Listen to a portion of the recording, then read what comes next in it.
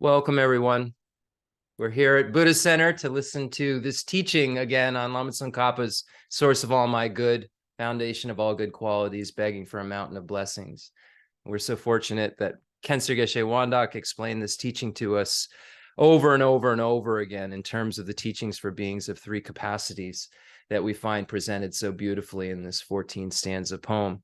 And, it's amazing that we can get together every Thursday and try to pick apart the meaning of each of the individual verses to try to get the most out of it, to learn how we can change our minds in the most effective way based on these stanzas. Because without knowing the real meaning that's inside of the stanza, we can get a general understanding of how we would dance through a path to Buddhahood, but that general understanding isn't going to be enough. But what this general understanding does is serves as an outline for us once we have more of an understanding of the larger Lamrim texts, such as, of course, the great treatise on the stage of the path to enlightenment, but there's a number of other incredible Lamrim texts that help us to elucidate these 14 stanzas. It's not just the great treatise on the stage of the path to enlightenment. We have works by the Fifth Dalai Lama and the Panchen Lamas. We have works by, of course, Pabunka Rinpoche, and then some of the, scholars of these times. We have books out, that really clearly elucidate the meaning of these 14 stanzas. And the more and more we dig, the more beautiful each of them become. And, each of those four lines, we can find, thousands of pages that those four lines of these, each of these, four lines of the 14 stanzas, refer to from a meaning perspective. If we're looking at it from the, encompassing everything in the Kangjur, the pronouncements of Lord Buddha, and the Tanjur, the authentic Indian commentaries, condensing everything in order of instruction. So condensing incredible amounts of volumes of works into a stanza that represents, the entirety of a collection in some cases, the collection for the teachings shared in common with beings of small capacity. Just imagine how much the Buddha talked about the 10 non-virtues and going for refuge and death and impermanence and, all of these topics that we find reflecting on future lives as such a basis of the teaching shared in common with beings of small capacity. Imagine how much the Buddha talked about those topics of the basic introductory principle ideas around cause and effect and what a virtue is and what a non-virtue is and how they relate to our future experiences. So when we take these couple of stanzas that, now we get into the actual instructions. So Pabunka Rinpoche says it's in four categories. The first is relying on the teacher. And then the second category is what you do once you found a teacher, how you actually engage in the path. And then it begins with the teaching shared in common with beings of small capacity, then the teaching shared in common with beings of medium capacity, and the teachings for beings of great capacity. And just think about the couple of stanzas that Pabunka Rinpoche is pointing at when he says, okay, this is where we start the teaching on the teaching for beings of small capacity. And then we move to the teachings, that are shared in common with beings, first shared in common with beings of small capacity, then the teaching shared in common with beings of medium capacity. When we see just the small amount of material that each, of those sections has in terms of the 14 stanzas, sometimes 8 lines, not too many lines. And then when we look at what those lines represent in terms of everything that the Buddha taught and all of the authentic Indian commentaries related to the teaching shared in common with beings of small capacity, and then the same about the teachings that are shared in common with beings of medium capacity, and then, of course, the teachings for beings of great capacity, which include the perfection vehicle and then the tantric vehicle. So it's incredible when we think about this opportunity that we have to look at everything the Buddha ever taught and do so by just reading 14 stanzas. And I guess that's really the point that I'm trying to drive home here, is that even though it's only 14 stanzas and we recite it, and at the Tibet House we recite it sometimes, but once you have spent time with the commentaries and the root Lamrim texts, the great treatise on the stage of the path to enlightenment, and looked at some of Lama Tsongkhapa's other works that help support it. And then look, as we did at Panchen Sonandrapa's general meaning of perfection related to refuge and bodhicitta and the Four Noble Truths, you start to really see what these stanzas refer to. And as you spend more years, not weeks, with this material of the Lam Rim, you'll be able to see how quickly just reading the stanza, suddenly it's like flashes of the whole path just start going in your mind. And you start seeing this life of, it's difficult to find and easily lost. Why is it difficult? It's difficult because of the numbers, difficult because of the, causes that are necessary. Here's some examples of the difficulty, etc. And you really start to be able to have your mind work in a mysterious way, in a very quick way that you're not used to. And I don't know what that is, but I think that those of you who've spent as many years with Rinpoche as I did, because many of you have, or close to it, or spent a lot of time with him at least, and then, who knows who's on some of the other applications. Maybe you spent more time with Rinpoche than I did. But those of you who spent time with Rinpoche can say that as you go through this more and more and more, something happens to your mind where you read the stanza and it goes, wow, whoa, whoa, wow, wow, wow, wow, wow, wow, wow, wow. And it's only a few seconds, but that stanza, the time seems to slow down. If you really think about the meaning, even if you're reading it fast, if something very strange happens, if you're really invested in the stanza and invested in it in terms of, okay, I'm really going to try to, as Pabunka Rinpoche says, once I read this stanza, try to, from right where I'm sitting, have my mind work like this from now on. This is what I want my mind to work like from here on out. Pabunka Rinpoche says, this is a supplication. May I, from this seat that I'm sitting in right now, realize these teachings in the way that I'm saying them, because what's being said is encompassing all of this stuff that is contained, that I just spoke about. All the teachings shared in common with beings of small capacity, contained in this ocean out there of texts and commentaries and just so much information that's just contained right there. And the more you can kind of extract in terms of essence in that short period of time because of your studies, the more it'll mean. And then one day, short stanzas like this, just like for Lama Tsongkhapa, it took a stanza or two. Once he had accumulated everything that he needed to accumulate and learned everything that he needed to learn and had analyzed everything perfectly, it took a stanza or two for Lama Tsongkhapa to then go boom and have the breakthrough moment of seeing emptiness directly, which we generally say is what happened at that moment.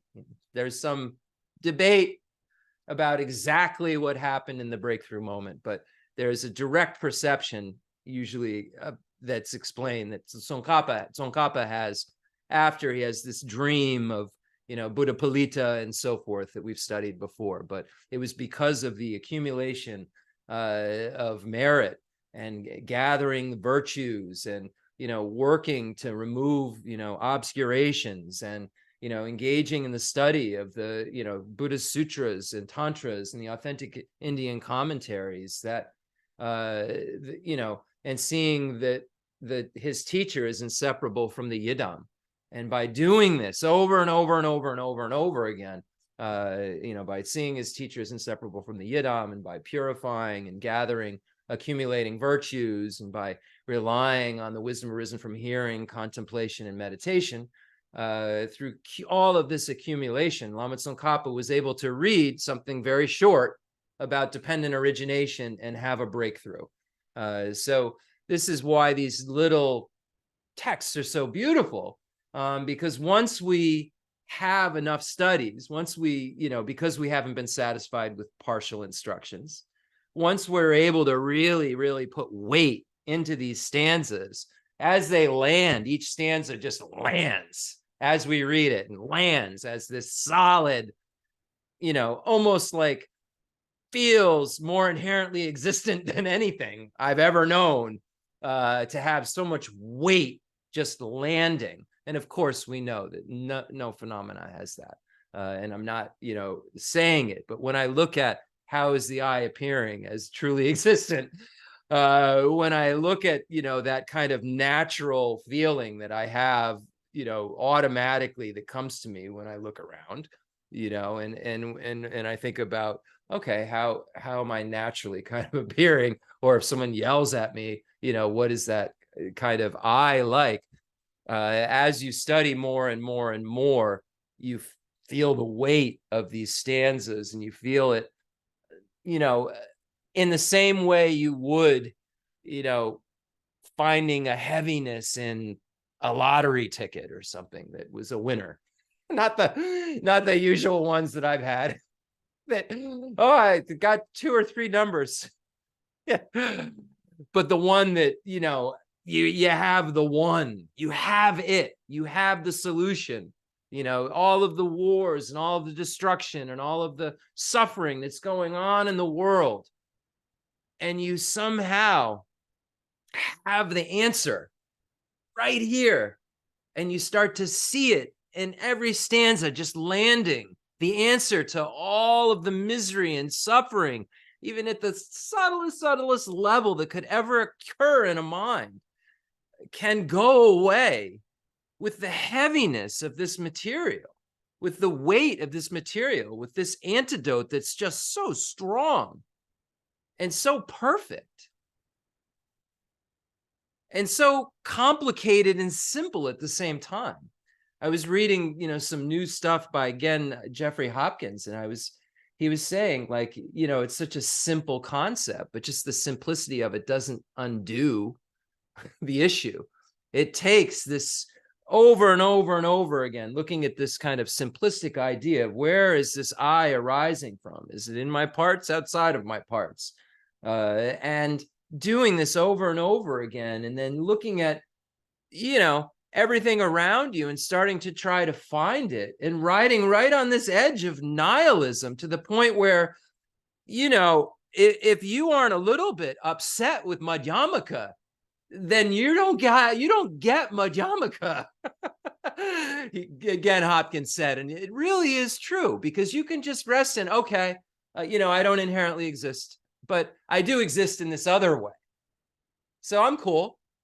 So you can just, because you have this conventional establishment that we have, even though we know it's mere designation and dependence upon a collection, we know this, but you have something, so you're fine. If you don't analyze this enough, there's no scariness because you have this other thing. And if you don't really look at what the wisdom consciousness is showing you, there's no scariness because you're just with this thing that is an intellectual idea of a construction. And the construction is a positive phenomenon, and emptiness is a negative phenomenon. So you're looking for an absence. And that wisdom consciousness isn't qualified to even consider conventional phenomena at all. It's only qualified to find absence. And that absence is of inherent existence. So it's finding non-existence of something, but not of the self, of the mode of subsistence of the self, of the inherent existence of the self. The object of negation isn't the self, it's inherent existence. The basis of negation is the self, but the object of negation is the inherent existence. The object of designation are the parts, my aggregates, that I is merely designated in dependence upon. So it's really interesting how when we start to find the ramifications of this unfindability, how we don't fall off the cliff. And if we're not feeling like we're about to, we're not close enough, because it's just not as, the conventional I just isn't as great as we comfort ourselves about it being, and not as stable. And it's just this name. You have a name, and then you have not. And if that isn't a little bit uncomfortable, a name, a construct, I'm imagining all this, but because you are too, we can say it's here. But I'm imagining it. That's the part that's tricky. What do you, wait a minute, I'm imagining it. I'm imagining me? What do you mean it's a mental construct? Just, I'm imagining something. I'm putting together this thing and this world that I think exists the way that I think that it does. It's all imagination. It's an imagine. The way that I think it is no more, this battery's about to die. The computer's not plugged in. The more. Got you. So I lost my train of thought, but anyway, so this is the problem that we have, is that everything appears to us to be inherently existent. And then we find out that it's not, but things exist, don't worry. And so many years I've spent complacent at times, not recently, not in the last, 5 or something, but so many years I spent just complacent with this idea of dependent origination, cause and effect and wholes and parts, and this idea that, all right, but I exist, we're not negating the self. We're not saying there's no self. We're just talking about, when we say selfless, we don't mean no self. We mean that the self doesn't inherently exist. So I got it. And I got it. Okay, so that it's empty of this kind of independence. Okay, but it's empty of this kind of independence, but I'm over here. But when I say I'm over here and I'm cool with that, if I haven't studied emptiness in for a long time and I'm not like a yogi, it means I haven't looked at the full ramifications of what this emptiness is referring to, and what an I merely imputed. I'm merely imputed in dependence on a bunch of stuff. I'm imputing it. I'm imagining it. I'm constructing this in my mind. And it's the way that it actually abides isn't anything like that. It can't be. The way I sit with it, the way that I have this non-analytical grasping at inherent existence that's just there. I'm not analyzing anything. I just believe it all. It's just there. It's ever present. Unless there's there's a few times it's not, but it's just there. So this just there thing is really hard to counteract. And when you start to find out the ramifications of the counteracting material, and you go deeper and deeper and finding, is the I here? Is the I there? Is the I there? Is the I there? You end up at an absence and then come back to, well, there's something. And all you can find is a name. That's it. You can find a mere imputation, an I that's merely imputed. Merely, meaning that there's no conventional, it's not saying it's imputed, so it's imputed and it's really there. No, it's saying it's merely a name. It's not a name on something that it lives in. It's just merely a name. You're merely a name. Wow, that's different. Yeah, you're just merely a name. You're merely a name. Then it starts to feel a little shakier. Well, what do you mean I'm merely a name? I'm here. Wait, is Madhyamaka saying I'm not here? I don't like Madhyamaka. If you don't have a little bit of, kind of tendency to say, what are they talking about? Sometimes, sometimes I just think, what are these Indian philosophers talking about? I look around and everything screams at me that they're crazy. And the way that when I taste food, I like, that's sweet. It's really is. When I taste food, I think they're crazy sometimes. These philosophers. It's just a name, but it's just so clear that it's sweet. And I'm me having some sweets. I think they're just crazy. But until I'm exaggerating to a degree, but not really at times. I'm reading some of this stuff, this space-like emptiness, this wisdom that, goes to this place that sees emptiness directly. The mind is like an eye seeing, but the mind is through a yogic direct perception. But what it's seeing is absence. But then you say, well, it's like space, but space is empty, so it's not space. So it's this space that's not space of an absence of a non-affirming negative that you can directly experience, just like seeing something in the palm of your hand. But you're not seeing something. Your mind's doing it. This is really, really something else when we think about what it could be like to realize this, even inferentially, when we have this union of calm abiding and special insight, this stanza that we're talking about right now, and we're talking about this inferential valid cognition. When you have this union at these levels, you don't realize anything except this absence.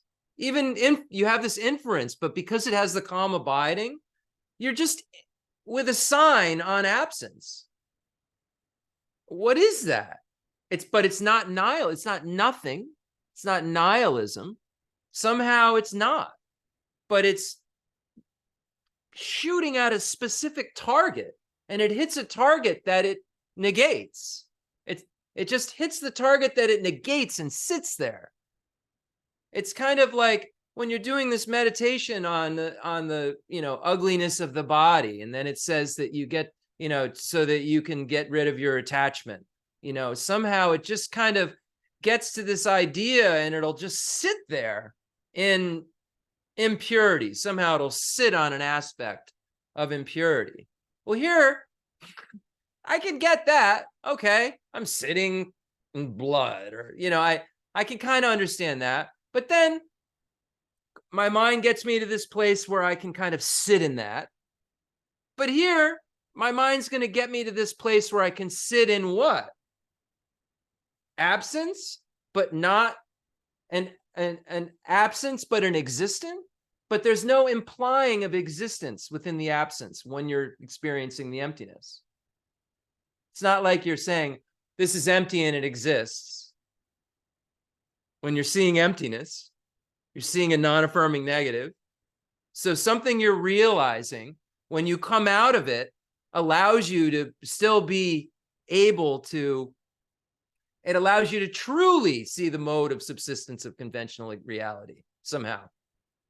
Like, you don't know conventional existence really well enough until you start to understand the ultimate. And Rinpoche said, until you have really have this realization of the ultimate, you don't really realize subtle conventional truth. So somehow this absence you sit in, that's like space, but it's not space. It's like seeing something in your hand, but it's with your mind, but it's not seeing anything. You come out of it and you know things exist by mere designation. And you're sure of it.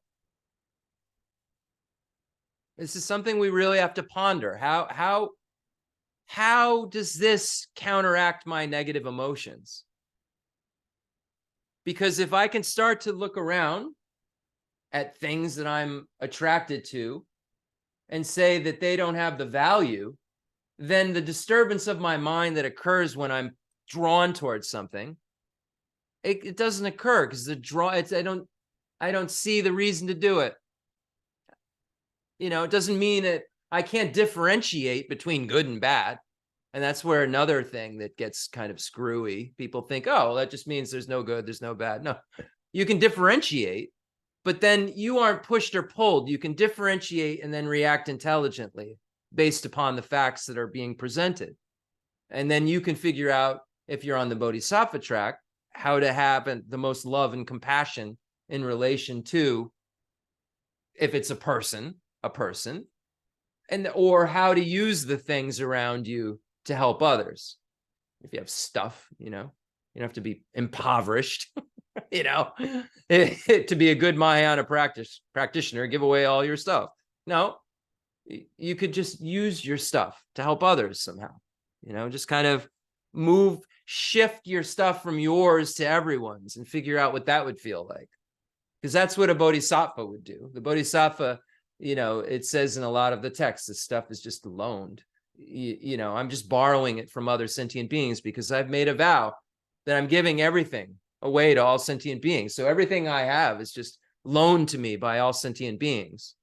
If I'm really like, am I a practitioner or not? Is this stuff we talk about? We say it, oh, I give all of my virtues to sentient beings. We do meditation where we have lights come out and we do it. But then can we look around at all of our stuff and say, none of this is ours? It really belongs to everyone else. And I'm just waiting to give it to them. I'm waiting for the right opportunity. I'm waiting for the right opportunity. And that doesn't mean like, oh, when I die, that's the right opportunity.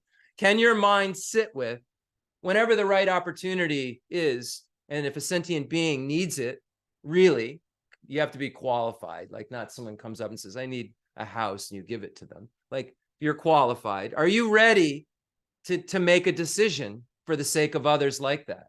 And my answer is no. My answer is not yet. But I could see how 20 years ago I would have been less likely to. And 10 years ago, more likely to than the 10 before it. And more likely to now than the 10 years ago. A lot more likely to now than 10 years ago, but not completely, in that space where everything around me is everyone else's. I'm just borrowing it. Almost like you get this feeling of embarrassment that you're using someone else's, you see like a bodhisattva would really, which I'm clearly not one, but a bodhisattva would really take care of their stuff because it's not theirs.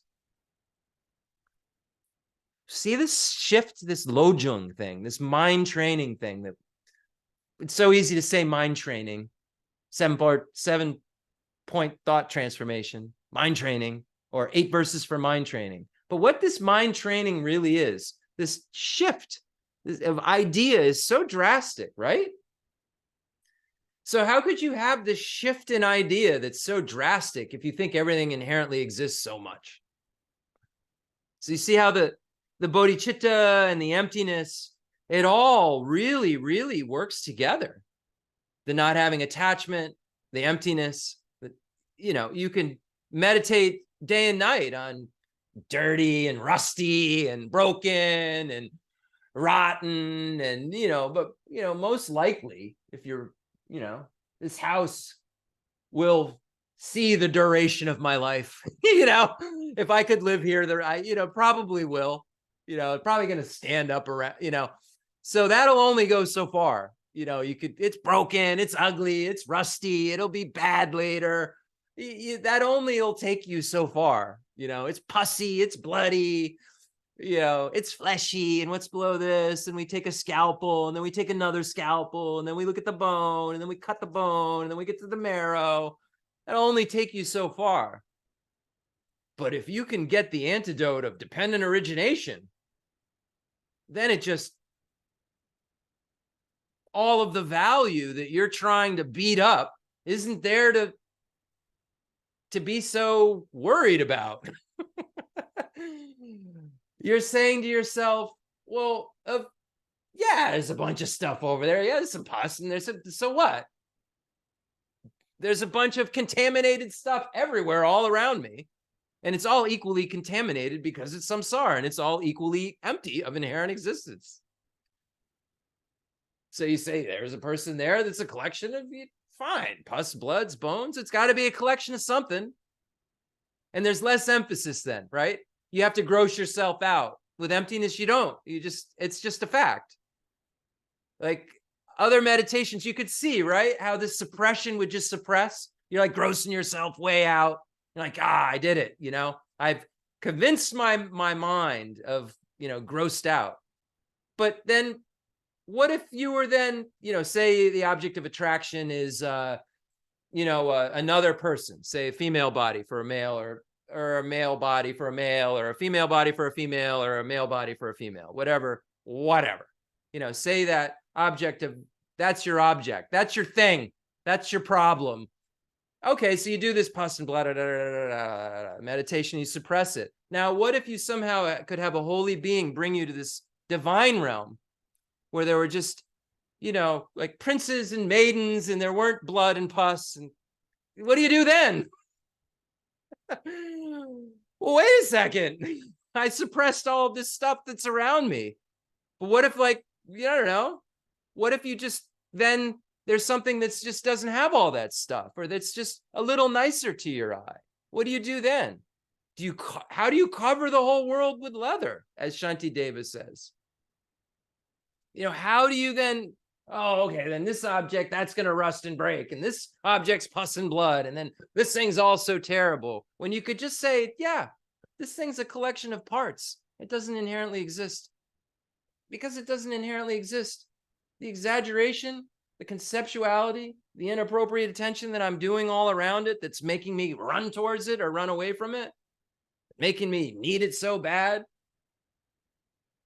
is absurd. I don't need to pus and blood it. It helps, though. I'm not saying that not to do it, but I'm just showing the power of emptiness and the lack of power of just suppression. And we know the Buddha said that we have to deal with our ugliest characteristics first and get those out of the way. But Khyentse Geshe Wandak always said, if you have a lot of attachment, meditate on impurity or ugliness. If you have, or the nature of impurity. If you have a lot of hatred, meditate on love.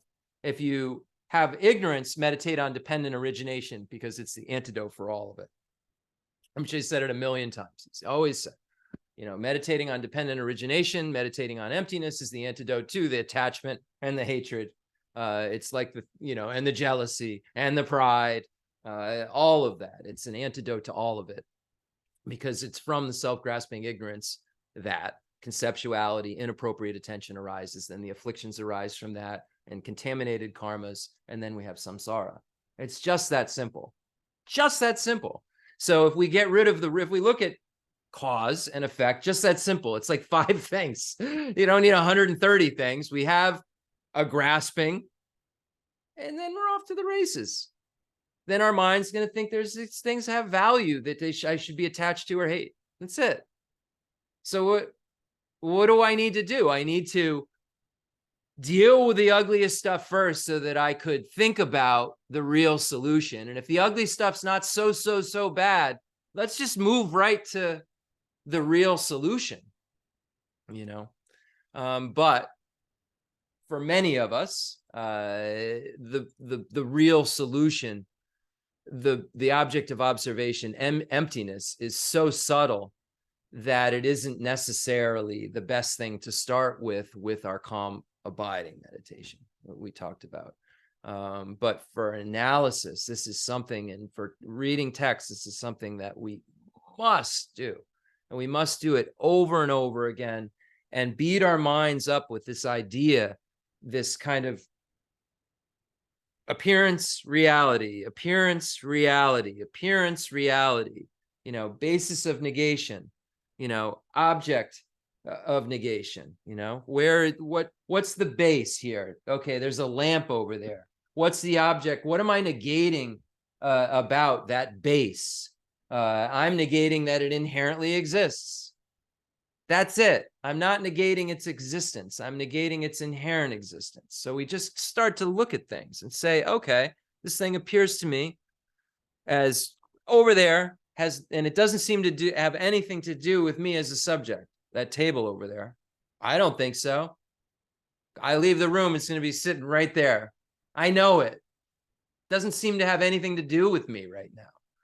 But when I start to analyze it and I start to focus in on it, I'll see that it only is me, but there's something external there. It's not just my mind. My mind is somehow creating it, but it's not the nature of my mind in terms of it being the same entity. There's external phenomena there. That there's a distance between me and that table. If I'm talking quietly, someone far away can't hear me. There's a space between the subject and the objects. So there's externality, there's external phenomena, but somehow there's nothing from the side of the phenomena, person or phenomena. Nothing. All from the side of subject. So we'll figure it out one of these days. But this is our job. And this is why we look at these texts and we do this over and over again. So let's do what we normally do. And that's bring all sentient beings here to be our guests. Thinking about laying the tracks in our mind, the mental basis that'll be necessary for us to have in order to generate the mind that aspires to enlightenment. We know we have a physical basis that can generate the mind, that can become a bodhisattva. So we know in any among those 6 realms of cyclic existence, we can, we have examples of beings becoming a bodhisattva. So we have a human basis. This is a really good one to have, one of the better ones to have, the best arguably to have to become a bodhisattva. So we have the physical basis. But the problem is we don't, if you are who you appear to be, if you're not just bodhisattvas or Buddhas playing around, if you're who you appear to be, excuse me, one second.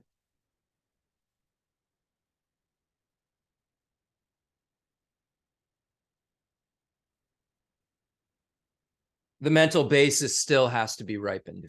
If you're like me and you're not a bodhisattva and you don't have renunciation, there's some mental basis that needs some work.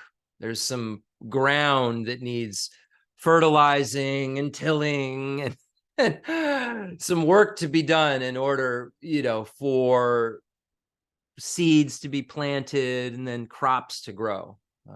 And the work that needs to be done, in my mind, is becoming familiar with not being so selfish. This is one very, very, very key thing, is to learn that the self-cherishing attitude is the key to all of my problems. And that comes from self-grasping ignorance. But when I look at all of the decisions that I make in life that are based on self-cherishing attitude, those aren't decisions that produce the utmost happiness for me. And I find when I'm working for the sake of others, which happens rarely in a mind like mine, or when I'm thinking about others, there's a sense of freedom there. There's a sense of happiness there, a sense of ease, a lightness there that isn't there when I'm thinking about what the best kind of food I could eat next is. And then I get the food, and it's the food it's the exact one that I thought was the one I wanted. And it doesn't do, even though it seems like that'd be okay. You should take care of yourself, Jeff. Go out and have a nice, meal. It doesn't, even though, what do I want to eat? And it doesn't ever produce that happiness, the eating itself. But if there's company and I can then share with someone, then that feels different. So the eating of the food is what I just need some food. I want to get this, and that's something that I have to have in order to sustain my body. And there's all these different tastes, and I can really be delighted by. But I can never be delighted as much as if there's someone there that I want to share that meal with. So if it was just the self-cherishing attitude, now, of course, there's self-cherishing attitude in there too. I'm sharing now. This person's making me feel good about myself. So we've got to be careful with examples.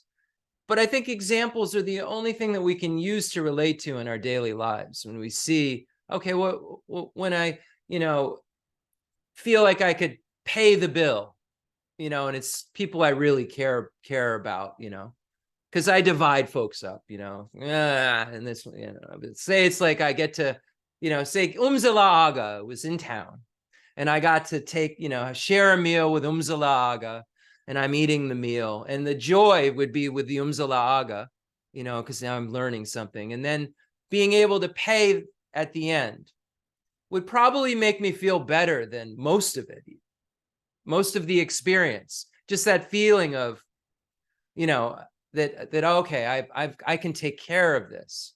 I can take care of this for you because I respect you so much, because I know how much you give to the Dharma. That feeling isn't coming from that self-cherishing place. You can see how it feels, how it feels when you can do something for somebody and you really mean it, and it feels so good. It feels so different than something tasty.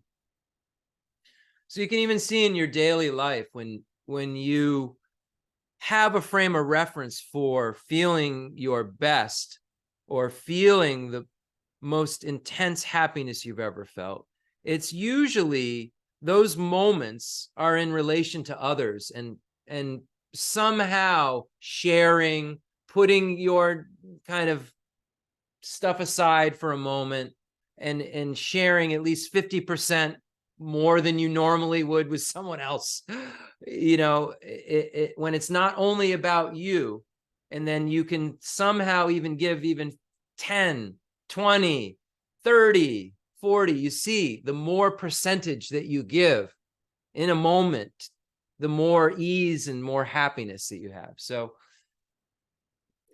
if we can convince ourselves by our daily lives of these things, it'll keep us doing it. And if it's not something that's relatable and we're just making these grand statements and we're saying, oh, may I become a Buddha, and may I do this and do that, but we aren't feeling why that could be possible, and aren't really concurring with this idea that, yeah, self-cherishing, selfishness, when I think about all the things that, I get to places that I can say, okay, that was kind of happy, but they aren't the big ones. They aren't the ones like being able to care for Kensei Geshe Wanda. There's nothing in my life I've ever experienced that was better than that. And there's nothing I've ever experienced that was scarier at the same time.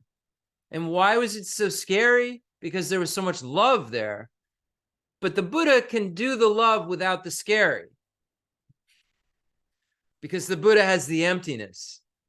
So the Buddha can be so reliable and know what to do at that very, very moment, instead of going, okay, And I was pretty cool, cucumber. So I'm not trying to say I was a hysterical wreck. There are folks, sometimes maybe a little hysterical, worried about Rinpoche, but I can 100% say that I've never had a child, but taking care of my Lama, there's no higher feeling of happiness. And even to this day, when I think about it, there's nothing I can rejoice in that even gives me joy like that. And there's something in there. It was like a chance I got to see what it would be like to put someone else's needs before my own. Just a little one, a forced one, but a forced lesson with COVID. We couldn't leave, and I had to watch a Bodhisattva, Arya, Buddha, just a forced lesson. So grateful for. So let's imagine we bring every single sentient being in the universe here to share this with us, all hell, hungry ghosts, animal, human, demigods, gods, leaving none aside.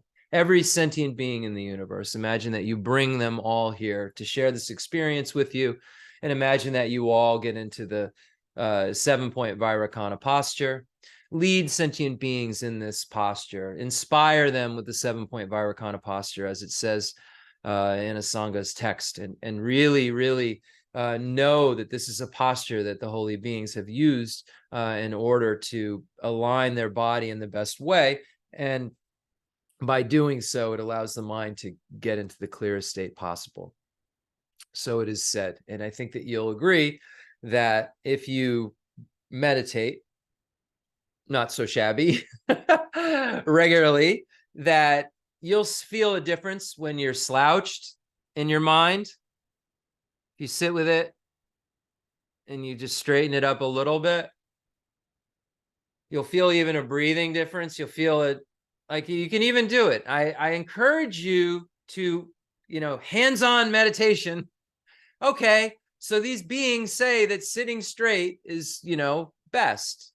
So let's see if it's best for me. Let's see if you're able-bodied and you're able to do it. See if you're sitting straight like this.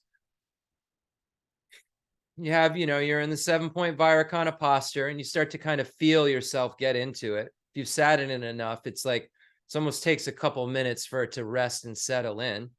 And then you start to say, okay, how does that feel on my mind? Now go like this. You feel it like shut off. It's the strangest thing. It's almost like someone turned the light down a little bit as soon as I went over like this. And then you'll notice also, if you're in the posture and you start to do too much of this, it's almost like things get crazy or something. I don't know what it means. I'm just relating my meditation experience, and I just to kind of sell you on the 7-point Vairocana posture. And why? Because you have to discover it yourself. I sit like this because I discovered, that it really, really is good. You can do this even when you're listening to a teaching. I find that if I start to get a little dull, because sometimes, I'll be in a teaching and I'll be listening and I'll be, have my arm like this, and I'll start to see myself getting a little dull. And if I bring myself into this posture, back there, I'll find that all of a sudden everything starts penetrating again for some reason. And so this has just been my experience. So I just wanted to share that with you. And that when my back was at its worst, wow, the one thing I missed the most was being able to sit and be able to, and it was actually one of the positions that was better than others for me, but it was only, ironically enough, if I was, in like a perfectly straight position. And as soon as I started to move, the pain was so intense that, I'm not a statue. So it was really hard. And it was one of the things that I really missed when my back was so bad, was the ability to do that, to sit and, do my practice that we all have to do. I can talk all I want a couple times a week, but if I don't actually sit on a cushion and I don't actually try to, get rid of this self-cherishing mind little by little by applying the 7-point cause and effect and equalizing and exchanging self with others practice, if I don't try to think about is the I, in my parts, outside of my parts, if I don't, try to take myself through these kind of steps, then all of this talk won't mean anything. And it won't really mean anything to you either.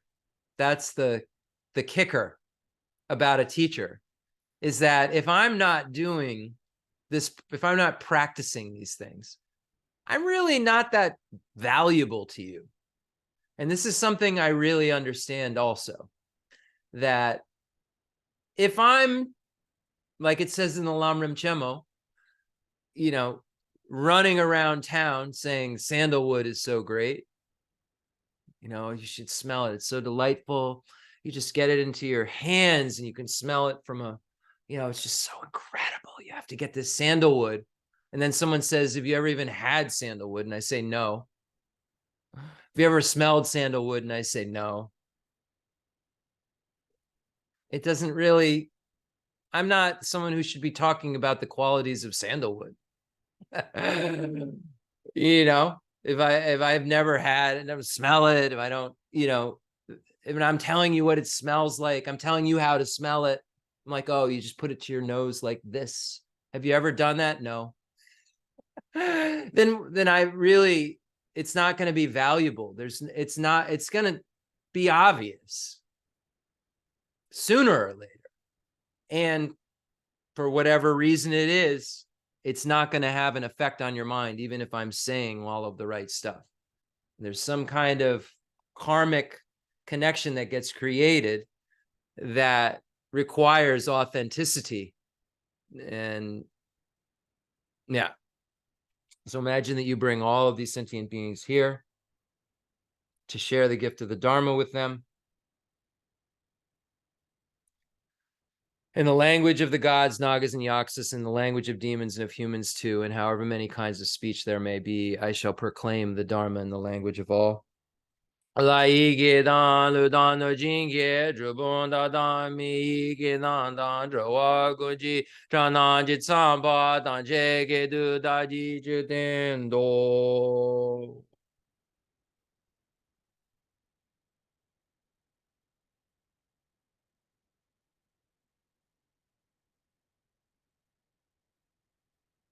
Now we know all sentient beings are here to hear the Dharma. They're going to be able to understand the Dharma, and we know that we're going over the teachings for beings of three capacities that encompass all the teachings that Lord Buddha gave. We find all of the teachings of the Kangjur, the pronouncements of Lord Buddha, and all of the authentic Indian commentaries flow from this great ocean and trickle into all of the teachings for beings of three capacities. And we're so fortunate that Lord Atisha wrote The Lamp for the Path to Enlightenment and came to show how to combine the extensive deeds and profound view lineages and the lineage of blessings and put them into graduated stages of the path, and come to write that incredible work, The Lamp for the Path to Enlightenment, and make that statement that has so much weight. Understand there are persons of three capacities, small, medium, and great. I shall write clearly to identify their individual characteristics. We're so fortunate that Khyentse Geshe Wandak shared that with us and then made that one stanza just explode into an immense amount of meaning related to the teaching shared in common with beings of small capacity, the teaching shared in common with beings of medium capacity, and the teachings for beings of great capacity related to the perfection and the resultant vehicle.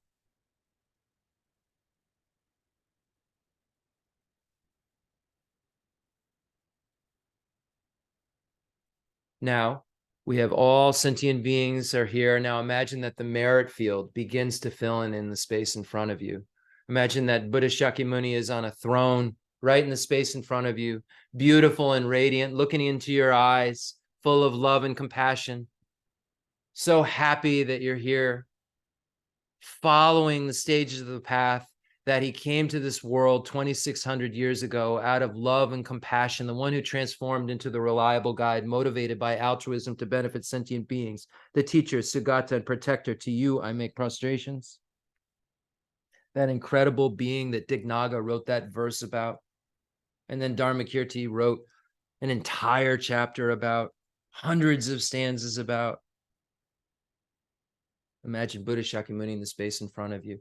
Imagine all of the enlightened beings are beginning to fill in the space. Khyentse Geshe Wandak, His Holiness the Dalai Lama, Geshe Lobsang Gompo, Demolocha Rinpoche, Khyentse Lobsang Gyatso, Geshe Dorje Damdula, Umzala Geshe Aga, Geshe Mala Tenzin Ladrin, Jeffrey Hopkins, imagining Anila Tupten Chodron, Lama Zopa Rinpoche, Chowdo Rinpoche, all of the beings you consider holy beings are filling in the space in front of you. Imagine the beings from the extensive deeds lineage passed down from Buddha Shakyamuni to Maitreya and Asanga and Basu Bandhu and Dignaga and Dharmakirti and Vimuktasena and Hari Bhadra and Shakyaprabha and Gunaprabha and Lama Tsongkhapa and Atisha, imagining the beings of the profound view lineage passed down from Buddha Shakyamuni to Manjushri and Nagarjuna and Buddha Palita and Arya Deva and Shanti Deva and Chandrakirti and Baba Vega and Chandarashita and Kamala Shila and Lama Tsongkhapa and Lord Atisha, imagining all of these holy beings, the lineage of blessings, Saraha, Matripa, Tilopa, Naropa, Lotsawa Marpa, Jetsun Milarepa, Gampopa, imagining the holy beings in the space just right there, like they're in the room in this space in front of you. not just pictures, imagining these beings are there right here. We're so connected to them. They're our spiritual family. And it's in dependence upon the teachings that they've given that we will become enlightened as they are. Imagine Lord Atisha is passing the Lamrim lineage down to Drontompa, the 3 old Kadampa lineages here in the space in front of you. Again, all sentient beings are here witnessing this. Everyone's in the 7-point Vairakana posture, just being inspired by the merit field. The holy beings of the Nyingma, Padmasambhava, Sakya, Sakya Kunganimpo, Sakya Pandita, holy beings of the Kaju, the Karmapas, the holy beings of Galupa. Imagining Tsongkhapa is right here with us. Imagine that. Tsongkhapa is here. Whenever we call these holy beings, they come. We just don't have the karma to see it. Imagine Lama Tsongkhapa is sitting right here with us. So excited that we're looking at the condensed version of all of Buddha's teachings. Imagining Kirtap Jain, Jelsop Jain, Basuchuji Jetson, Panchen Sanandrapa, Jayan Sheba. Imagining Gonja Jibi Wampo, Janja Rupi Dorje, Pubajok, Jitsumba, all of these holy beings, 7th Dalai Lama, all of these holy beings we're so connected to, the highest Yoga Tantra deities, performance Tantra deities, action Tantra deities, all of the 35 Buddhas, all the protector deities, imagining them all in the space in front of you. So all beings in the universe are here, sentient beings, those who have among the afflictive obstructions and or obstructions to omniscience, and all of those beings who have removed all the afflictive obstructions and obstructions to omniscience, all those holy beings who've woken up, those Buddhas who come to this world and emanate in various forms, emanate in various emanation bodies and enjoyment bodies to fulfill the needs of all sentient beings. Because they learned on the Bodhisattva path that in order to fulfill their own needs, they had to fulfill the needs of all sentient beings. And by relying on the Bodhisattva path, those holy enlightened beings are the most reliable guides in the universe, the most blissful beings in the universe, with perfect love, perfect compassion, perfect skillful means, perfect power, perfect wisdom, an omniscience that's coupled with this loving concern for others, this omniscience that understands reality and diversity simultaneously, that can be able to see the entity of conventional and ultimate truth as one entity and simultaneously be able to perceive both of these realities. And it's the Buddha is the being the only being in the universe that can perceive conventional and ultimate truth simultaneously is the Buddha. Other beings are either seeing emptiness or seeing conventional truth. And it's only the Buddha who doesn't have the appearance of inherent existence that's occurring, while being able to abide in both truths.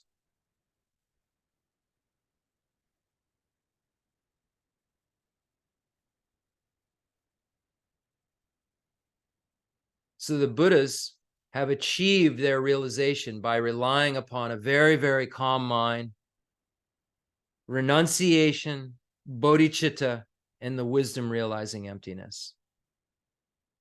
And it's the wisdom realizing emptiness that's the only liberating path, the only thing that'll cut the root of cyclic existence, the only thing that, when coupled with renunciation and bodhicitta, can make you a Buddha.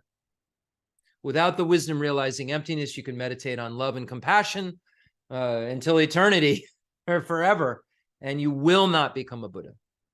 You can become the most loving, compassionate person possible within the realm of a being who hasn't understood emptiness, and you will not get anywhere but more samsara, more suffering, more cyclic existence. And this is very hard to understand, I know. But without coupling love and compassion with emptiness, the wisdom realizing emptiness, it just becomes a cause of samsara, becomes a cause of more suffering. Without the wisdom realizing emptiness, your love and compassion becomes a cause of more suffering. We have to come to understand that the wisdom realizing emptiness, the idea that all phenomena lack inherent existence, has to become how we apprehend phenomena. And eventually, when we become a Buddha, it will appear to lack inherent existence. while being able to simultaneously see this conventional reality that appears to lack inherent existence.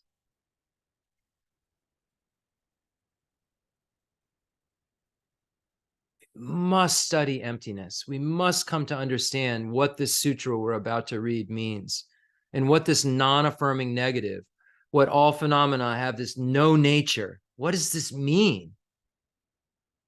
And what it means is that everything that I think is pretty wrong. And the value that I give to everything around me, including myself, is so distorted because it comes from a place that believes something untrue. It believes that there is this inherent existence. It believes that there is this self that's findable.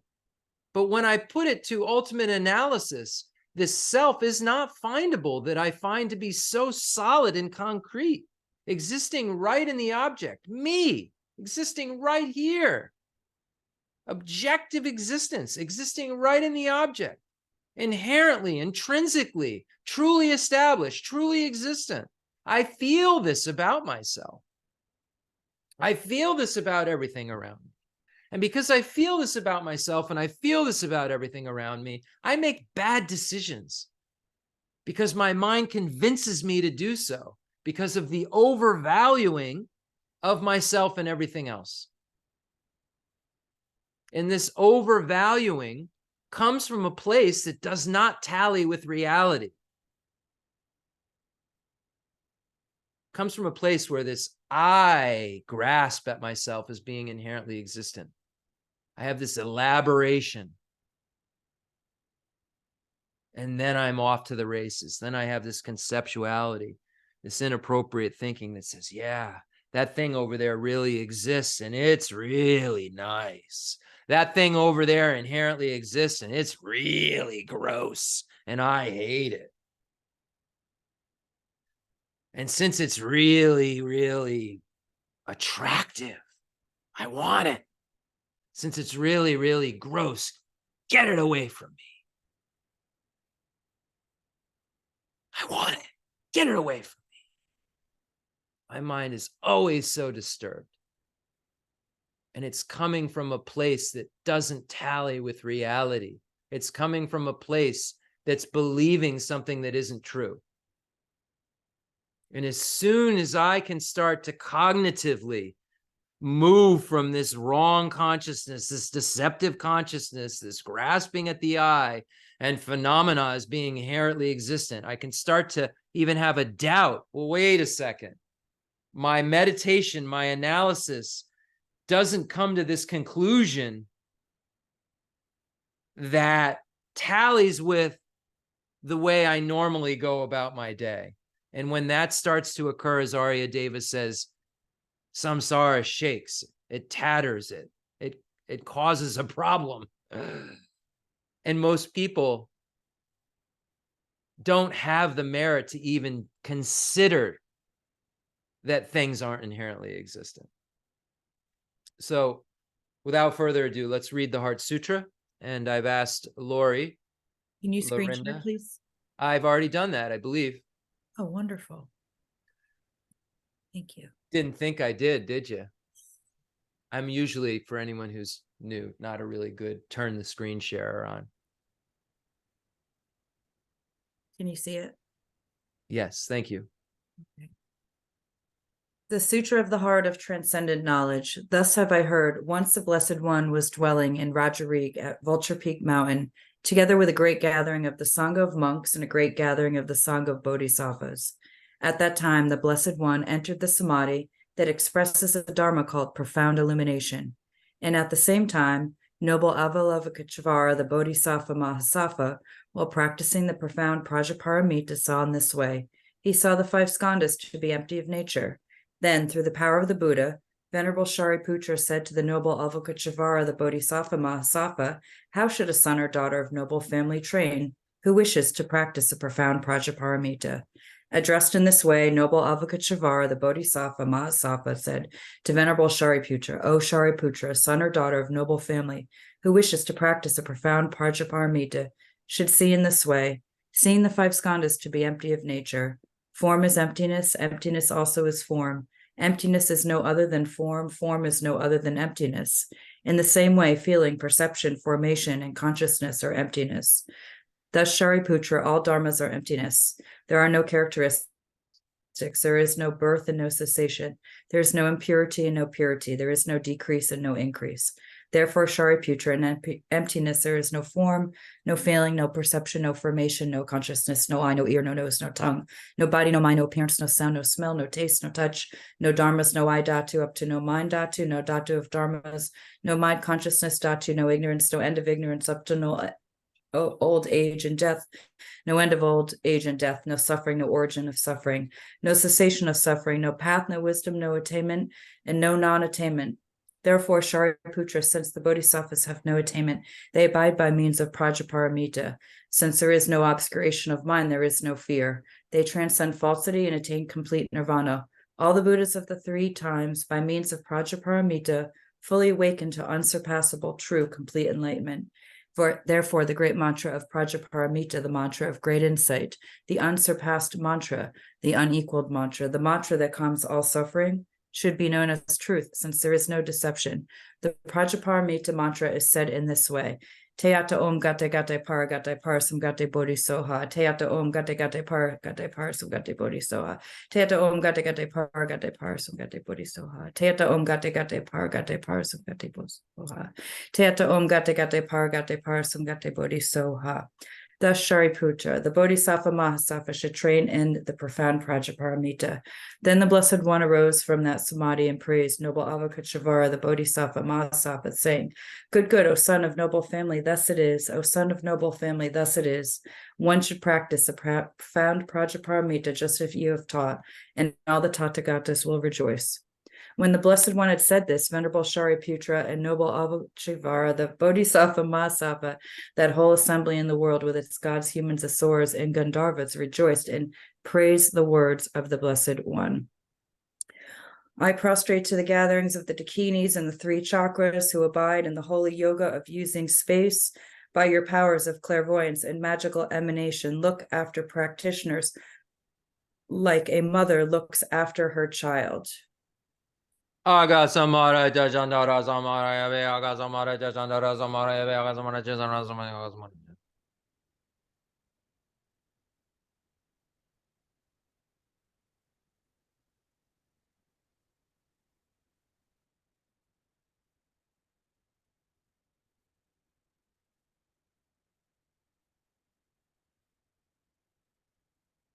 Aga samara jajandara samara ave deyato on gate gate paragate parasangate bodhisoha.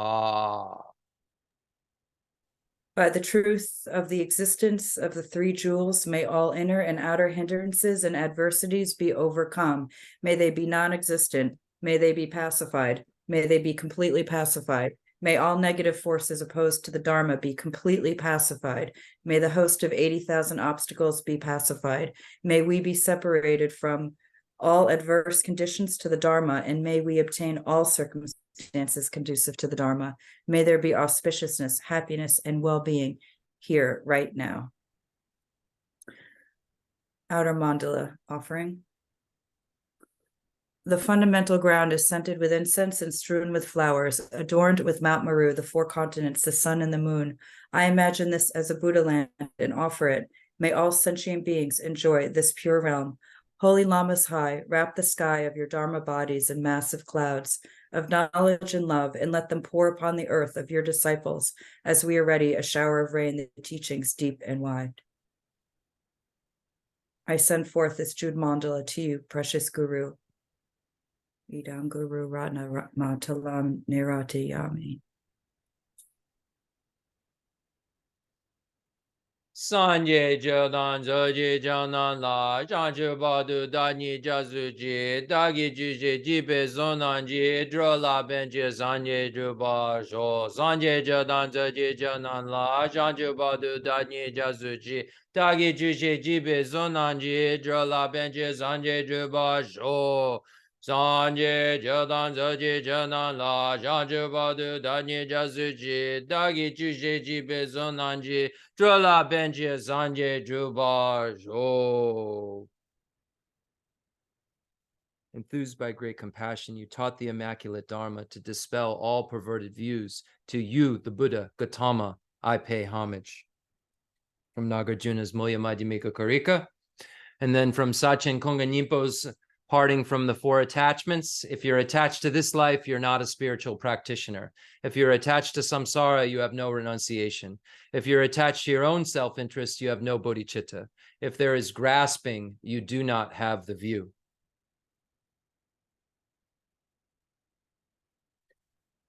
So wonderful we can talk about Lama Tsongkhapa and this beautiful poem this evening. It just really warms my heart every time that sometimes I'm looking at texts that are really complex these days, and when I get back to some of this real base material that Rinpoche taught us over and over again, it's like a warm blanket. It just feels so comfortable. I know what it means. I know how to practice it. I know what to do with it in my life, and it's amazing that I had no idea whatsoever even how to properly navigate society at one point. To go from that to now kind of having an understanding how to navigate reality a little bit. And if you can do that, then everything else kind of fits into place, and everything else gets put into its proper perspective. And I feel so fortunate that Rinpoche shared so much Dharma with us for so many years.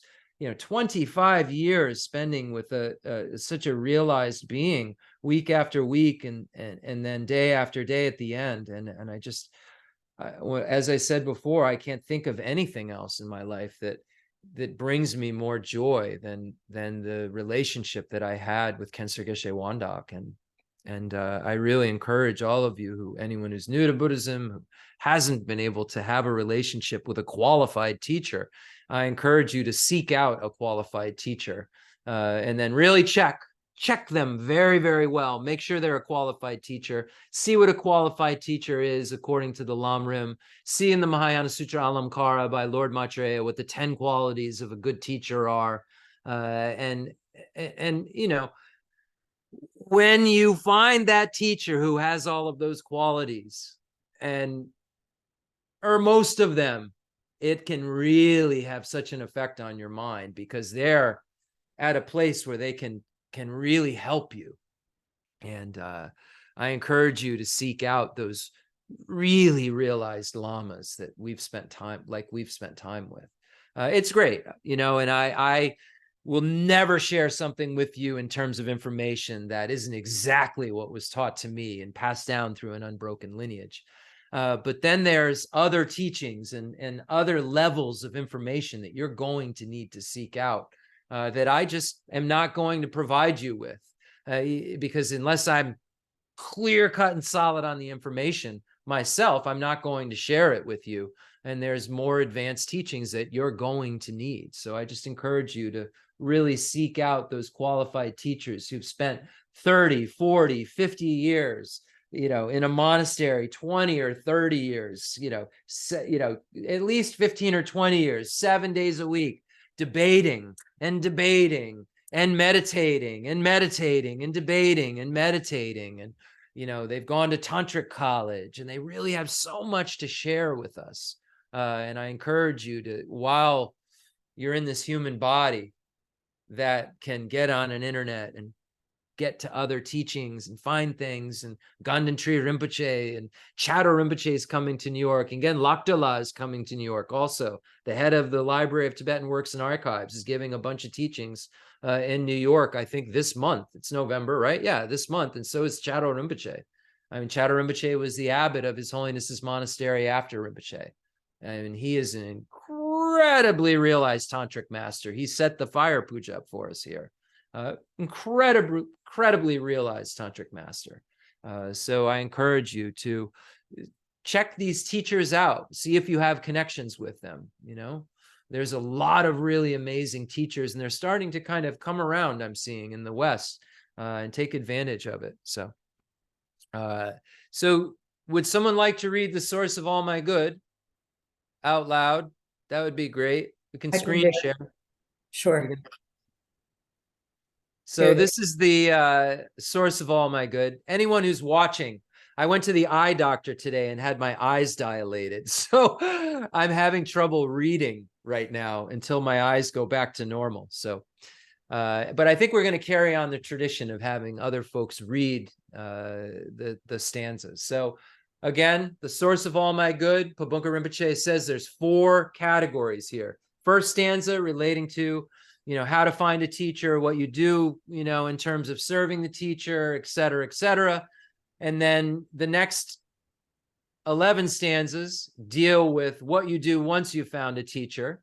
And then the 13th stanza deals with making prayers that any kind of obstacles are removed and that you always have good spiritual friends and that anything that could stop you now could stop and end forever. So it's a supplication or a prayer. And then the 4th category, so that's the 3rd category. And then the 4th category is a prayer that in all our lives we're never separated from lamas, perfect lamas, and that we ourselves can complete all of the grounds and paths, all of the stages that are required to become Vajradhara ourselves. So we will all achieve that state of Buddhahood, and we will all have to do it with highest yoga tantra at the end. At least we will have to. So we're fortunate that we have the tools to get to the place where we can practice that which will allow us to become Vajradhara, the holder of a diamond, the one who has realized that completion stage. So. Okay, thank you. All right, the source of all my good, the source of all my good, the source of all my good is my kind Lama, my Lord. Bless me first to see that taking myself to him or her in the proper way is the very root of the path, and grant me then to serve and follow him or her with all my strength and reverence. Bless me first to realize that the excellent life of leisure I found just this once is ever so hard to find and ever so valuable. Grant me then to wish and never stop to wish that I could take its essence night and day. My body and the life in it are fleeting as bubbles in the sea froth of a wave. Bless me first thus to recall the death that will destroy me soon, and help me find sure knowledge that after I have died, the things I've done, the white or black, and what those deeds will bring to me follow always close behind, as certain as my shadow. Grant me then ever to be careful to stop the slightest wrongs of many wrongs we do, and try to carry out instead each and every good of the many that we may. Bless me to perceive all that's wrong with the seemingly good things of this life. I can never get enough of them. They cannot be trusted. They are the door to every pain I have. Grant me then to strive instead for happiness of freedom. Grant that these pure thoughts may lead me to be watchful and to recall what I should be doing. Grant me to give the greatest care to make the vows of morality the essence of my practice. They are the root of Buddha's teaching. I have slipped and fallen into the sea of this suffering life. Bless me to see that every living being, every one my own mother, has fallen into. Grant me then to practice a wish for enlightenment, to take on myself the task of freeing them all. Bless me to see clearly that the wish itself is not enough, for if I'm not well trained in the 3 moralities, I cannot become a Buddha. Grant me then a fierce resolve to master the Bodhisattva vows. Grant that I may quickly gain the path where quietude and insight join together, one which quiets my mind from being distracted to wrong objects, the other which analyzes the perfect meaning in the correct way. Grant that once I practice well the path shared and become a vessel that is worthy, I enter with perfect ease the way of the diamond, the highest of all ways, holiest door to come inside for the fortunate and good. Bless me to know with genuine certainty that when I've entered thus, the cause that gives me both the high attainments is to keep my pledges and my vows most pure. Grant me then to always keep them, even if it costs my life. Bless me next to realize as well as I can the crucial points of both the steps, the essence of the secret ways. Grant me then to practice as the holy ones have spoken, putting all my effort in and never leaving off the practice of the 4 times highest that there is.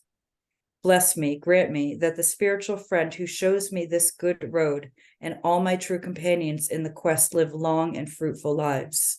Bless and grant me that the reign of obstacle, things within me or outside me that could stop me now, stop and end forever. In all my lives, may I never live apart from my perfect lamas. May I bask in the glory of the Dharma. May I fulfill perfectly every good quality of every level and path, and reach then quickly the place where I become myself, the one who holds the diamond. Thank you so much for reading that. I know we don't have very much time left. We got started a little bit later, and I wasn't keeping my eye on the clock because I can't see the clock, but I just kind of got a glimpse of it and see that we're about out of time. But I do want to share a couple of things with you tonight. We were talking about calm abiding, and we were talking about kind of dealing with the gross things in our mind first. If they're really loud, if we have a problem with attachment, or a problem with anger, or a problem really with ignorance about things, or we have a real problem with pride or jealousy, or if our mind is always scattered and discursive, we have these kinds of problems. And I would sure that if you're anything like me, you can start checking, well, I kind of do have a problem with that at times, in varying degrees. You're gonna, and then some of them will be louder than others. And for us, in this time period of life, we are assaulted by information, and our minds move from one thing to the other a lot. So most of us have a problem with discursiveness, with a busy mind. So the Buddha said, if that's true, then you should focus on the breath. So the Buddha gave all these antidotes to all of these kind of loud things in our mind that we could use to help us not only quiet them, but actually they're objects that we could use to gain a calm abiding with. So a lot of times when these teachings are given in relation to these afflictions, no one's even talking about calm abiding. We're just talking about if you need an antidote to hatred. But where you find these points is in the section on calm abiding. It's very interesting. When we're given the teachings, usually you just hear, okay, if you need an antidote for hatred, here's this. You need an antidote for attachment, here's that. But we're never really, or maybe we are and I haven't been hearing it, didn't hear it. But I never saw, or I never caught it unless we were in the section in the Lamrim Chemo specifically about it. It just didn't catch on always to me that this was really something specific related to my ability to calm my mind down. And why do I need to calm my mind down? So I can get it calm enough to look at the most important thing in the universe, and that's emptiness. I need to calm it down enough to unite it with special insight, so that the smartest mind with the calmest mind. So I never always saw the connection in kind of trying to abandon evil, and engage in perfect virtuous actions, and how ethics, boom, concentration, boom, wisdom. We have ethics first, and how this all relates to being able to get concentration. And then you need both ethics and concentration to be friends, to be able to have a calm enough mind to befriend that wisdom, so that this can be this eventual union of calm abiding and special insight, this friendship that occurs, where one doesn't hurt the other. Now, when I think too much, my mind's not calm. And when my mind's too calm, I can't think. Somehow, you figure out a way that the two, I don't know. You've got to read about it. You've got to read the Lamrim Chemo. You've got to figure out how, you get to this point where they're friends, and until they are, this one bothers that one, and then they're not friends right away. The calm mind doesn't want to hear it, and the busy mind doesn't want to calm down. And the busy mind can actually get so overexcited that it becomes an obstacle to calm down. You can get too smart, Tsongkhapa says. If you don't calm your mind down enough, your studies can make more excitement. So We got to figure this out. So the calm mind is so, so important. So we were talking about, I'm only going to go 3 more minutes, and then I'm going to do the dedication. So if anybody's wondering, how long is he going to go on? 3 minutes, I can see. 3 minutes, and then I'm going to do the dedication. So we were talking about attachment, ways to, start to think about why we shouldn't be attached to things. We went over that. Then we got to this hatred, this affliction of hatred, and we said meditate upon love. And we said love with sentient beings as the object. And we won't get into the 3 kinds. We're not going to talk about that tonight. But what I want to talk about is just meditate on love, everybody. What is that? Well, love. It means I love you. I love you so much. Meditate on, I love you so much. Love is wanting beings to have happiness and the causes of happiness. And it comes about through specific steps where you come to a conclusion that these beings are lovable, that beings are something to love. You have to reason within your mind that this love is something that makes sense. Not just, oh, I love everybody. No, you don't. No, you don't. We have a biased mind. So just be like, okay, this person's really making me mad. Let me meditate on them having happiness and the causes of happiness. Come on. You have to have done this work where you discriminate them differently. When they're going la la la la la, you say, oh, that was my mother who's crazy right now. That's that person who I love so much, but they're out of control and crazy because of the afflictions. And my mind's seeing it as out of control and crazy because I have afflictions. And this person took care of me when I was so vulnerable. You have to discriminate differently in order to use that antidote. You have to have at least be able to know how to work up to the antidote. And if you don't know how to do the 7-point cause and effect with the precept of equanimity, and if you don't know how to quickly, okay, so maybe you aren't able to on the moment do the discrimination, but if you aren't able to then say, okay, this person is making me really upset. I am so angry with them. If you aren't able to quickly recall, okay, friends, enemies, and neutrals. Okay. In previous lives, since beginningless time, I've had all these relationships. There's no certainty in cyclic existence. This person could have, had any relationship with me in the past. And I would equally really be able to, when I think about everyone, I'm equally willing to at least benefit everyone. And then I start to be able to think about this person. Since beginningless time, all beings have been my mother. Since beginningless time, this person is a being. This person has been my mother. Remembering their kindness. This person has been so kind to me in the past. They took care of me when I was vulnerable. Think about how people took care of you in this life. This person did exactly that for you. Who did the kindest thing in the whole world for you in this life? Who was that? What'd they do? This person did that for you. You forgot. Kindness done last week isn't good enough this week. If you forgot, if you just had this mind, like if you had aphasia, say you had aphasia and every moment you forgot. Someone was kind to you last week. They're not kind. It's the same kind of thinking. So you're working your way up to this. Oh, this person was so kind. I really wish I could repay that kindness. I'm going to take it on myself to repay them. Now you're attracted to that person. You're discriminating them differently. You're discerning them differently. You were discerning them as something just ugly and awful. Now you are magnetized to them. How, when you're now magnetized them, you see them as someone lovable because you've cognitively switched how you're discriminating them. How can you be mad anymore? You love them. You're seeing them as lovable. And it's not that, oh, you love them. I love this person, but I get mad at them. No.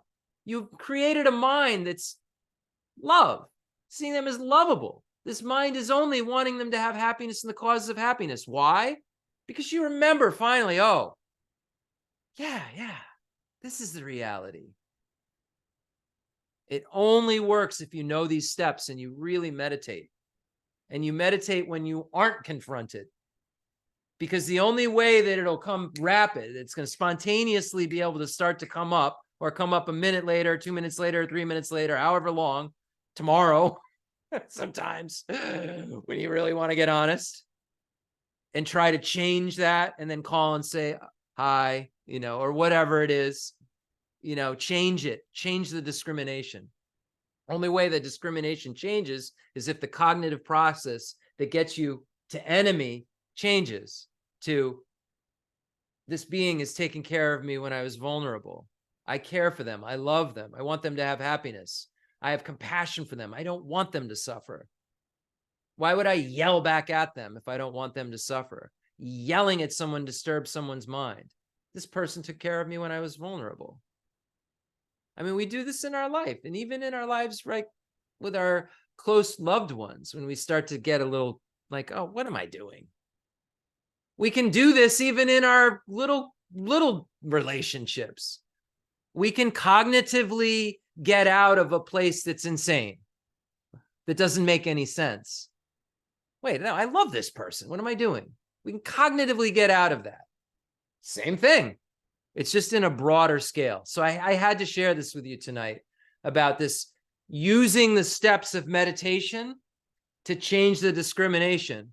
And Geshe Dorje Damdu talks about the 5 omnipresent mental factors, that we come in contact with something and then we pay attention to it and then we discriminate it. And then the way we discriminate it makes us feel something. And then our intention is to do something about it, one way or another. We have this intention. So we can see, if we start to discriminate this thing as lovable, that we were discriminating as hateable, those two don't live together. And love, we've just decided, makes us feel better, like an hour and a half ago. That when we're sharing a meal with someone, the meal is better if there's that person's there, even if the taste is great, because it's sharing something. And then when we pay for the bill, if it was such a wonderful night and it's not expected, that feels great. Why? Why would that feel great? We're parting with our money that we had to work so hard for. Why would that feel great? We get a glimpse of what a generosity perfection could feel like, and why bodhisattvas are happy all the time. Why we're not. Because we don't see this connection between our happiness and giving, our happiness in ethics, our happiness in being patient, our happiness in putting effort in, our happiness in trying to meditate, our happiness in trying to invoke wisdom. But we say 6 perfections. We like that. We love that phrase. 6 perfections, 10 perfections, 10 powers, 5 paths, 10 grounds, dependent origination, purity, clear light, enlightenment. It's just, we use these words, but what are we even talking about? And then we say a few words, and then we go, and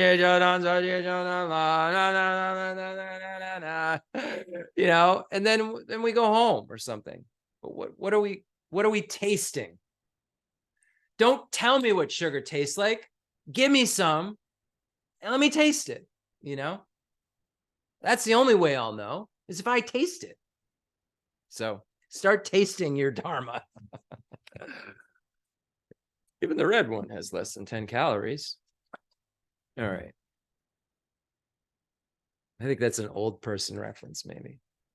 I'm being told, by the way, I've crossed the line into old person's references. Like, the kids don't know what you're talking about anymore, Jeff. Like, I've been told now on a couple of occasions. You too. Okay. Yeah, I don't know. I guess my frame of reference isn't so cool anymore. Oh, you know what I'm talking about. Yeah, that's good. That's good, because a lot of these kids these days, it's so funny. I remember when I was like, never trust anybody over 30. Now I'm like, these kids these days. And it seems like it was like 5 minutes ago I was like that. Like, like Aiko all day. Don't trust anyone. I don't know. It seems like it was like a minute ago. And now it's just like these kids these days. All right. But I'm right now definitely me. See the irony? I'm right now definitely me. These kids don't trust anybody over 30. I'm 51.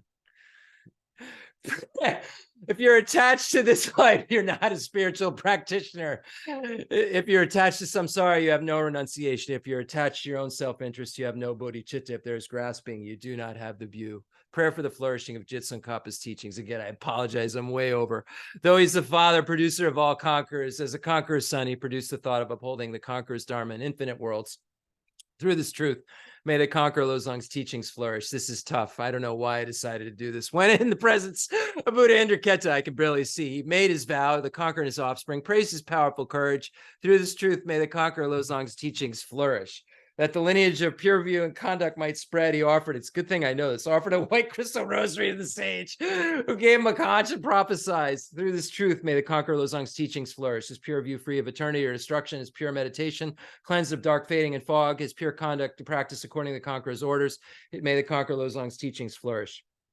Learned, since he extensively sought out learning, reverend, rightly applying to himself, good, dedicating all for the beings and the doctrine, may the conqueror Losang's teachings flourish. Through being sure that all scriptures, definitive and interpretive, were, without contradiction, advice for one person's practice, he stopped all misconduct. May the conqueror Losang's teachings flourish. Listening to the explanation of the Tripitakas, realized teachings of the practice of the three highest higher trainings, his skilled and accomplished life story is amazing. May the conqueror Losang's teachings flourish. Outwardly calm and subdued by the hearer's conduct, inwardly trusting in the two stages practice, he allied without clash in this good paths of sutra and tantra. May the conqueror Losang's teachings flourish, combining voidness explained as the causal vehicle with great bliss achieved by method, the effect vehicle, heart essence of 80,000 Dharma bundles. May the conqueror Losang's teachings flourish. By the power of the ocean of oath-bound Dharma protectors, like the main guardians of the three beings' path, the quick-acting Lord, Vaishvarana, Karmayama, may the conqueror Losang's teachings flourish. In short, by the lasting of glorious gurus' lives, by the earth being full of good, learned, reverend holders of the teaching, by the increase of the power of its patrons, may the conqueror Losang's teachings flourish. And the concluding mandala offering and dedication prayer. I can probably do this, don't worry. The fundamental ground is scented with incense and strewn with flowers, adorned with Mount Meru, the four continents, the sun and the moon. I imagine this is a Buddha land and offer it. May all sentient beings enjoy this pure realm. I dedicate whatever virtues I have collected for the benefit of the teachings and of all sentient beings, and in particular for the essential teachings of Venerable Losang to shine forever. I send forth this jeweled mandala to you, precious Guru. Any mistakes that I've made, I apologize. I didn't intentionally make them.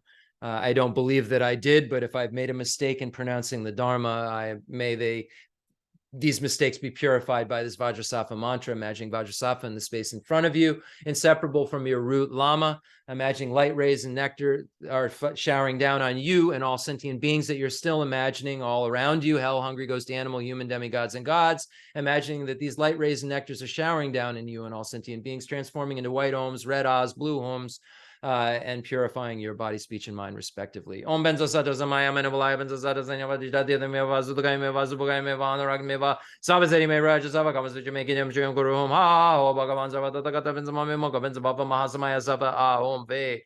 May we always be protected by Paul the Lama. Jo Rama Jo Rama Jo Rama Jijikala Jimo Rama Jidaja Junjo Rang Jong Jo Rama Jo Rama Jo Rama Jijikala Jim Rama Jidaja Junjo Hung Jong Jo Rama Jo Rama Jo Rama Jijikala Jim Rama Jidaja Junjo Hung Jong Jo Rama Jo Rama Jo Rama Jijikala Jim Rama Jidaja Junjo Hung Jong Jo Rama Jo Rama Jo Rama Jijikala Jim Rama Jidaja Junjo Hung Jong Jo Rama Jo Rama Jo Rama Jijikala Jim Rama Jidaja Junjo Hung Jo Rama Jo Rama Jo Rama Dunjo Kalara Jemo Rama Jidaja Junjo.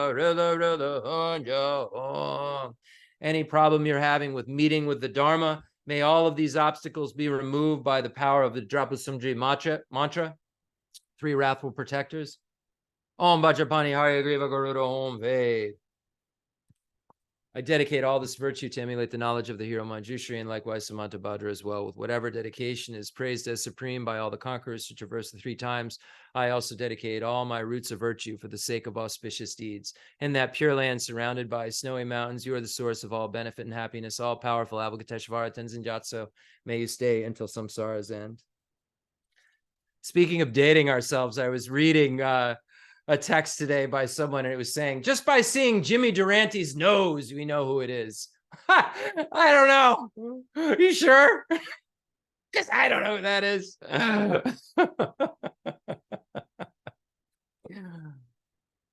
Would anyone like to read this? Terry, you want to read this? Can you see it, the screen? Yeah. Beautiful.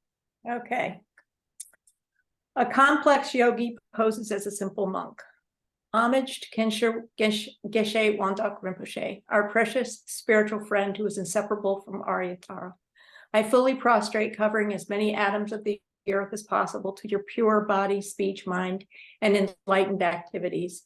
I offer to you drinking water, bathing water, flowers, incense, candles, scented water, food, and music purified by Om, Ah, Om, Hum. The rarity of having 1 million wish-fulfilling gems is a common occurrence compared to meeting with a holy teacher like you, who placed the complete path to Buddhahood in our childlike hands.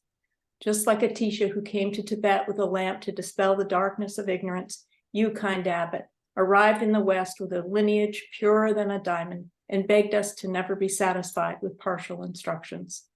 The teachings of the extensive deeds and profound view lineages flowed from your lips, like nectar for our ears, that elucidated the teachings for beings of three capacities.